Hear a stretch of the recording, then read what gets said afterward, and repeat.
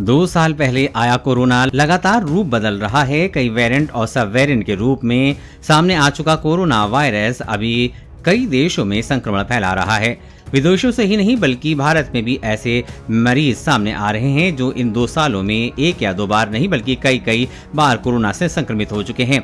यहां तक कि कोरोना की लगभग सारी लहरों में वो कोविड पॉजिटिव रहे हैं।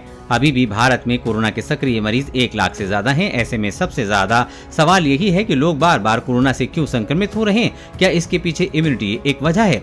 इस बारे में ICMR जोधपुर स्थित NII RNCD के निदेशक और कम्युनिटी मेडिसिन विशेषज्ञ डॉक्टर अरुण शर्मा बताते हैं कि ऐसा देखा जा रहा है कि कोरोना से 1 बार संक्रमित हो चुका व्यक्ति दूसरी, तीसरी और चौथी बार भी संक्रमित हो रहा है।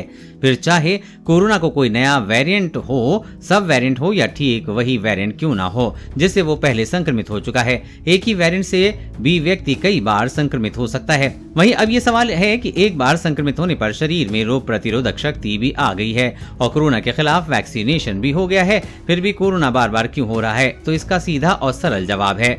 शर्मा कहते हैं कि कोरोना का वायरस किसी भी व्यक्ति में सबसे पहले नाक या मुंह में प्रवेश करता है। ऐसे में सबसे पहले व्यक्ति की नाक, मुंह और गले में ये वायरस पहुंचता है और कोरोना के लक्षण प्रकट होते हैं। इसके बाद ये गले से होते हुए श्वास नली, फेफड़ों और फिर खून में पहुंचता है। इस दौरान अगर व्यक्ति की जांच होती है तो वो कोविड पॉजिटिव होता है, लेकिन सबसे बड़ी बात यह है कि अभी तक उसके शरीर में मौजूद एंटीबॉडी या इम्यूनिटी काम करना शुरू नहीं करती है। इसकी वजह है कि कोरोना वायरस के खिलाफ इम्यूनिटी या एंटीबॉडीज खून में बनती है, न कि नाक, मुंह, गले और फेफड़े में। लिहाजा जब भी व्यक्ति इस वायरस से संक्रमित होता है और ये वायरस प्रभावित करता हुआ व्यक्ति के खून में पहुंचता है, तब जाकर एंटीबॉडी इस वायरस के खिलाफ सक्रिय होती है, वायरस से लड़ती है और मरीज की रक्षा करती है।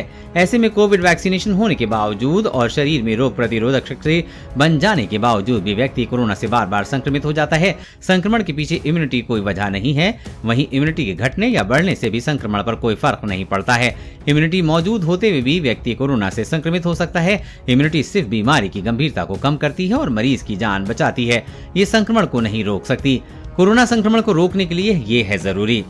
डॉक्टर अरुण शर्मा कहते हैं कि कोरोना संक्रमण को रोकना या बार बार संक्रमित होने से बचने के लिए मास्क जरूरी है। वो कहते हैं कि कोरोना का संक्रमण नाक या मुंह से होता है, ऐसे में वायरस को रोकने के लिए मास्क पहनना जरूरी है। इसके अलावा सोशल डिस्टेंसिंग भी जरूरी है ताकि कोरोना वायरस से संक्रमित व्यक्ति से दूरी बन सके। अभी भले ही केंद्र या राज्य सरकार की ओर से कोविड नियमों को पालन को लेकर सख्ती नहीं है, लेकिन निजी तौर पर अगर कोरोना से बचाव चाहते हैं तो मास्क और 2 गज की दूरी का पालन करना होगा। फिर चाहे कोई भी वेरिएंट या सब वेरिएंट रहे, कोरोना संक्रमित होने से बचा जा सकता है। कोरोना वायरस और कोरोना वैक्सीन से जुड़ी हर अपडेट पाने के लिए चैनल को सब्सक्राइब करें।